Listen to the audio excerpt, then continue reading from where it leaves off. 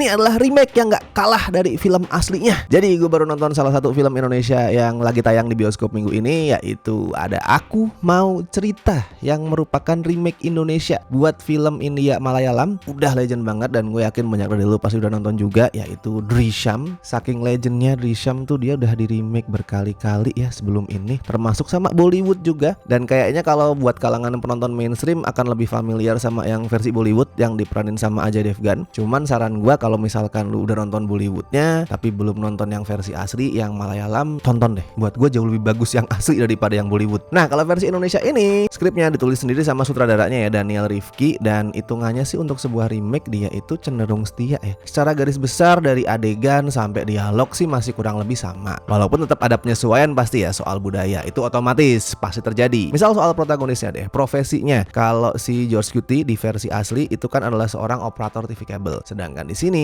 Andi yang diperanin Vino G. Bastian itu adalah pengusaha layar tancap, which is lebih masuk sama budaya Indonesia. Sama kalau ngomongin penokohan nih, Andi tuh gue rasa lebih relevan buat penonton Indonesia zaman sekarang. Beda dia tuh sama si George Cukti, Andi ini lebih family man, lebih nggak gampang marah, lebih bisa mengatur emosinya. Sama yang paling penting, dia itu nggak misoginis, nggak seksis dalam hal memandang peran istri di rumah. Kalau George Cukti kan ya begitulah ya. Cuman ya gue nggak menyalahkan sih, karena itu emang produk dari masa lalu tuh. Drishyam kan tahun 2013 ya. Persoalan gender belum terlalu semelek sekarang lah, walaupun juga udah dibahas sebenarnya, tapi belum kayak sekarang. Yaitu perbedaan mendasar dari Ayah Aku Mau Cerita sama Drishyam versi asli. Kalau soal alur secara garis besar masih sama lah. Ini masih tentang usahanya si Andi nyelamatin keluarganya yang terseret kasus terkait hilangnya anak tunggal Kapolres, yang di sini dikasih nama Iriana dan diperankan sama Marsha Timothy. Permasalahannya sebenarnya lebih kompleks daripada itu ya. Cuman biar nggak spoiler ke lu semua nih yang mungkin belum nonton Drishyam versi asli, jadi alurnya tidak akan saya bahas lebih jauh.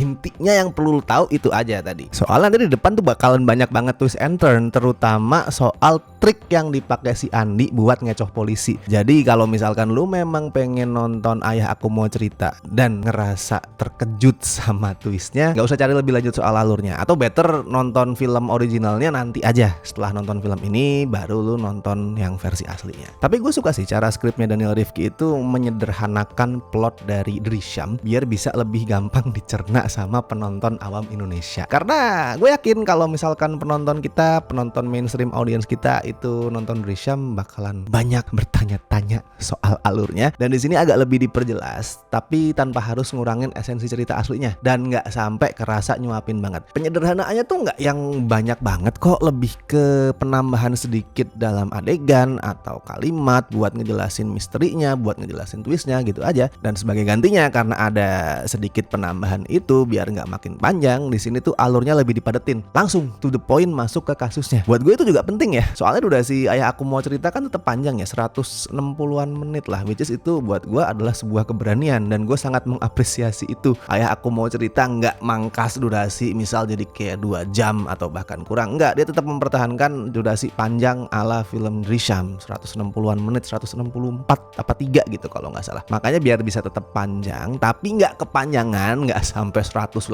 menit gitu 3 jam, tetap ada beberapa bagian yang mesti dipangkas. Dan buat gue hal yang dipangkas itu make sense sih. Yang dipotong di sini adalah beberapa part yang bikin filmnya itu bisa lebih kerasa to the point ke kasusnya. Karena sekali lagi ini gue bukan meremehkan penonton kita ya, tapi memang realitanya kan seperti itu ya. Penonton kita yang mainstream itu mesti dipenuhi keinginannya tuh. Nah kalau misalkan pola storytelling dari Drishyam yang asli itu dipakai, pasti bakal banyak yang akan ngeluh, ini mana crime-nya kok malah drama komedi keluarga, misteri pembunuhannya mana.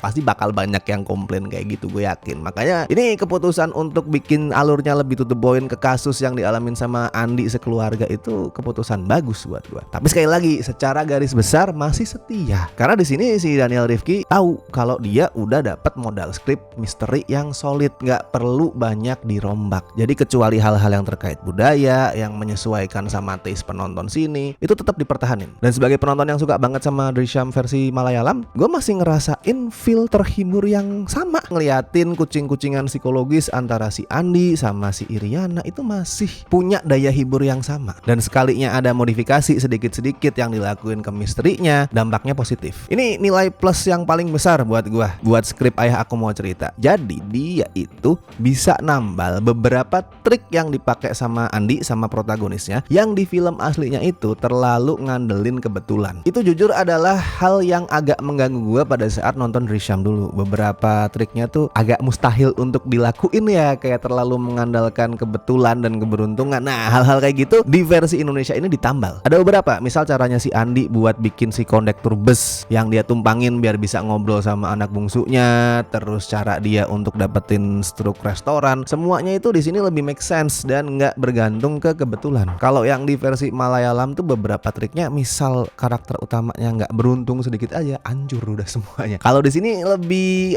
lebih terstruktur lah. Sama satu lagi yang buat gua versi Indonesianya itu lebih unggul dari versi aslinya adalah tentang love letter yang dia kasih ke sinema. Drishyam kan basically emang surat cinta ke film ya. Judulnya aja kan punya arti visual tuh. Drishyam means visual. Dia tuh berusaha ngasih surat cinta ke film. Gimana pengalaman menonton film itu bukan sebatas untuk nyari hiburan, tapi sesuatu yang juga bisa mencerdaskan. Makanya orang yang dianggap kurang berpendidikan kayak si Andi atau di film aslinya George Cukoti yang cuman lulusan SD, even gak lulus sih, cuman lulusan kelas 4 SD, itu bisa begitu pinter, bisa punya banyak pengetahuan, bisa mengecoh Kapolres ya karena dia sering nonton film. Makanya banyak nonton film guys. Nah di versi Indonesia ini koneksinya tuh lebih kuat. Filmnya tuh bisa menjalin koneksi lah antara trik yang dipakai Andi sama proses pembuatan film yang ngelibatin aktor, ngelibatin properti, ngelibatin naskah yang bisa bikin penontonnya itu percaya sama kebohongan. Itu emang dilakuin juga sama Drishyam, tapi buat gua koneksi yang dibangun sama Ayah Aku Mau Cerita nih lebih meaningful. Skripnya itu kayak bisa lebih ngejembrengin lah sebenarnya ini koneksi antara triknya si protagonis sama proses filmmaking tuh apa aja, dan kecintaan pembuatnya sama film tuh jadi lebih kerasa. Jujur sebagai penyuka film gua agak merinding dan terharu sih di part itu. Part dimana si Kapolres Iriana itu ngejelasin ini semua yang dilakuin sama si Andi itu seperti proses pembuatan film, melibatkan aktor, melibatkan properti. Wah itu gue suka karena gue ngerasa bahwa proses pembuatan film itu dianggap sebegitu hebatnya. Nah overall sih kekuatan dari skrip film ini berhasil nambal kelemahan terbesarnya, yaitu di directing. Nggak jelek sebenarnya directingnya di sini, cuman Daniel Rifki tuh gue rasa masih belum sejago Jitu Joseph dalam hal dramatisasi. Itu kerasa banget terutama di klimaksnya ya. Kalau di klimaks Drishyam tuh gue pada saat ngelihat dari gerakan kameranya, pacingnya, penggunaan musiknya, terus sedikit pemakaian slow motionnya itu bisa bikin gue tuh wow.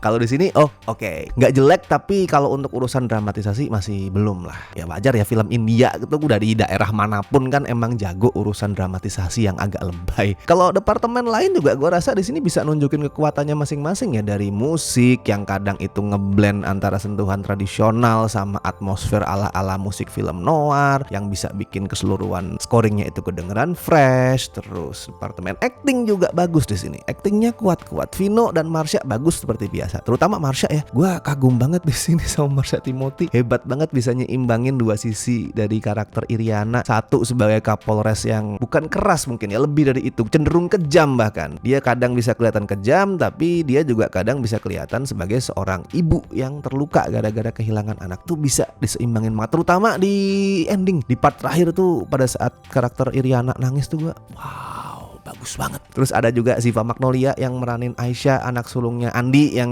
jadi jembatan ke kasusnya di sini ya. Itu juga mainin emosinya lumayan kuat. Terus ada Queen Lubis yang jadi anak bungsu. Nah ini si bocah ini berhasil bikin istri gua nangis pada saat ending. Bagus, dia bisa merebut hati penonton tapi juga bisa kerasa lucu. Kayak pas di itu tuh adegan interogasi di mana dia tuh mengucapkan kalimat ikonik. Ya ndak tahu. Kok tanya saya? Yang pasti lo semua udah pernah tahu ya itu kalimat asalnya dari mana. Dan itu juga sih yang banyak menggelitik gua selama nonton film ini. Ayah Aku Mau Cerita nih banyak ngelakuin sentilan kesana sini, terutama soal para penguasa ya yang semena-mena ke rakyat, mau itu penguasa dalam bidang politik, para politikus, atau di penegak hukum, para polisi. Itu banyak yang disentil di sini ya. Lo perhatiin aja lah ya nama-nama karakternya yang pasti banyak yang terdengar familiar di kuping. Intinya gua terpuaskan sih, jujur sangat sangat terkejut.